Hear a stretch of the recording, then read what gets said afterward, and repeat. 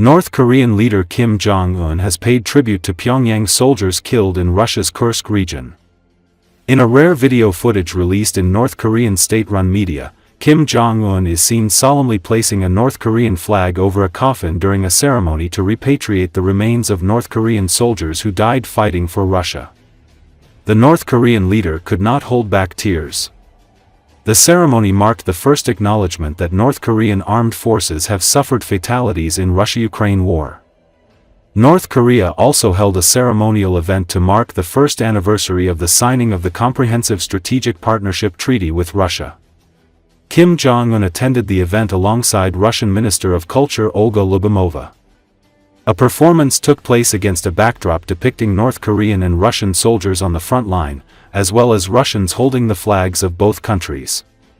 When footage showed North Korean soldiers who participated in the recapture of the Kursk region, the audience stood up to honor the fallen warriors and show respect to the living. People in the audience were shown wiping away tears. This is the first time the state-run media have released photos of North Korean soldiers who were sent to Russia. Meanwhile, Pyongyang authorities revealed that Kim Jong-un had approved operational plans for North Korean troops in Russia's Kursk region and ordered attacks between October 22 and December 22, 2024. North Korea sent around 15,000 soldiers to fight in Russia's war of invasion since last autumn. It has suffered about 4,700 casualties, including 600 deaths, South Korean authorities said in April.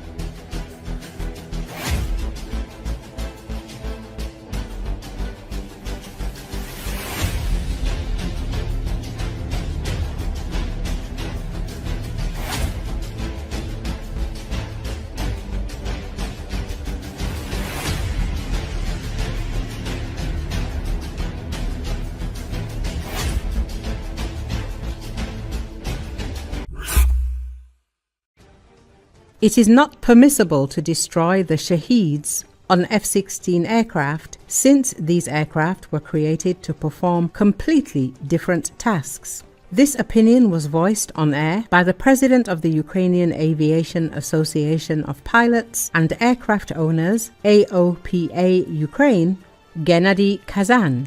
Destroying a Shahed-type UAV on F-16 aircraft is the same as using an electron microscope to hammer a nail into a wall. It is unacceptable to use such aircraft of this type, which should perform completely different tasks, to destroy Shaheeds, Kazan believes.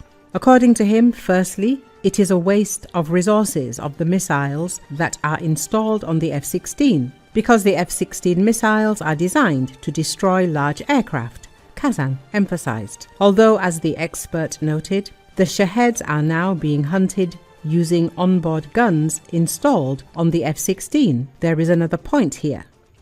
This is a single-engine aircraft, and if debris hits it after an explosion or destruction of the target, hitting a cloud of debris is a 99-to-1 probability that this will lead to, at a minimum, damage and engine shutdown. And the aircraft is single-engine, so something will have to be done.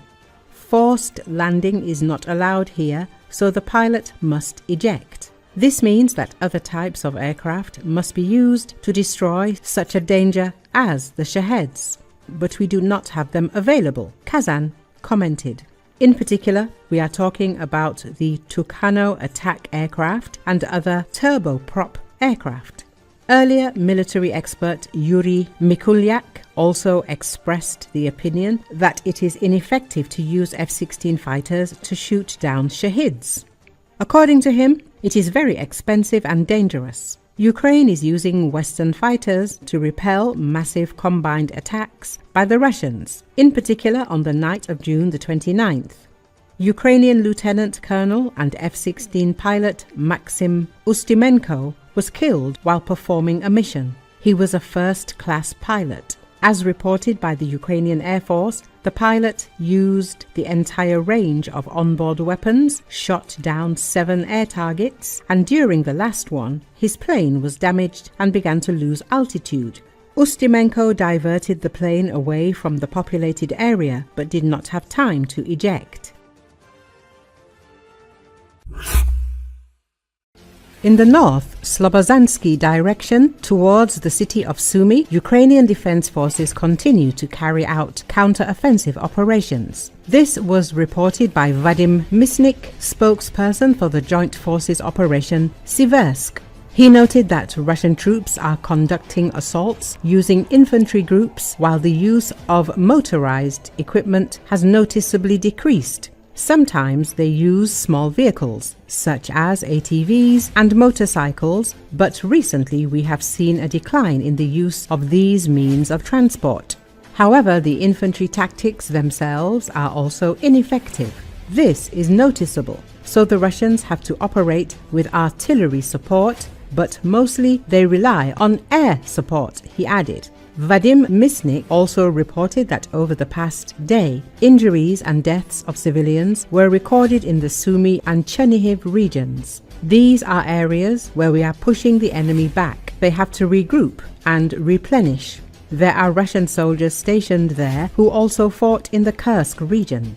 They are probably rotating through their 5th or 6th supply point as our troops are constantly destroying them, said Vadim Misnik. The spokesperson for the Joint Forces Operation Siversk also emphasized that within their area of responsibility, the Russian army is not conducting large-scale mechanized assaults. No, we do not see that. We identify the Russians in time and destroy them. I also want to note that strikes deep into Russian territory are also having an impact. We detect such strikes in the Bryansk and Kursk regions targeting command posts, concentrations of equipment and personnel, places where they stockpile ammunition and fuel, as well as all these electronic warfare and electronic intelligence systems. Our forces are destroying them to the maximum extent, said Vadim Misnik. The Russians don't really have the opportunity to start anything new right now. The summer offensive will just be a continuation of what they did in the spring, Angelika Evans, a Russia analyst at the Institute for the Study of War, told. In the Sumy direction, Russian troops seem to have stopped completely, journalists write. According to Ukrainian military analyst Pavlo Narozny, Russia's main target in the region was Yunakovka, located directly on the road that connects Russia with the center of Sumy. If Russia manages to capture the city, he says, it will be a catastrophe for Ukraine. The forest leads directly to the city of Sumy, so if they manage to get artillery into Yunakovka and into the forest, they will be able to reach the city of Sumy with artillery, Narozny explained. The Russian offensive has largely stalled, although the occupiers have an advantage in manpower and drones. But as a high-ranking Ukrainian officer who is fighting in the Kupiansk direction told the publication, the Russian infantry is very poorly trained, if trained at all. As for Donetsk, the publication emphasized that if Russian troops are able to take Konstantinovka, this will pave the way for them, which will bring Russia closer to control over the entire Donbass. But, the article notes, given the current pace of the Russian offensive and the poor training of their fighters, this is unlikely.